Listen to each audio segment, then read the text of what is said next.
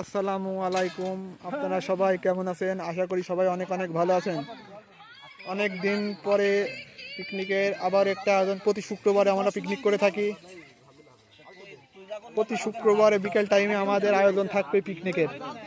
আজকের পিকনিকের আয়োজন গরুর মাংস, সাদা ভাত, ডাউল, আলু ঘন্ট, দই, মিষ্টি সবকিছুর ব্যবস্থা আছে আজকে। আজকে সবাই বললো নাকি একটা বড় ধরনের পিকনিক করা হয় ভালো, ওই জন্য আজকে বহুত কিছু আয়োজন করা হয়েছে। এই যে আমাদের চাচা সে সবসময় আমাদের পিকনিকের আয়োজনে থাকে। আমাদের পিকনিক রান্নাবাড়া চলতে, রান্নাবাড়ার কাজ শেষ হলে খাওয়া দাওয়ার ব্যবস্থা করা হবে। আমরা কিন্তু পিকনিক করছি পাড়ার ভিতরে থেকে, ক্যানালের সাইডে, ক্যানালের ভিতরে।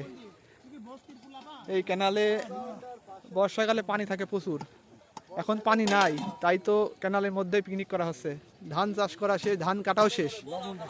ধান কাটা শেষের পরে আমরা পিকনিক করছি এই ক্যানালের ভিতরে। বর্ষাকালে প্রচুর পানি থাকে এই ক্যানালে। আপনাদের পরে দেখানো হবে খাওয়া দাওয়া। এই পর্যন্তই শেষ।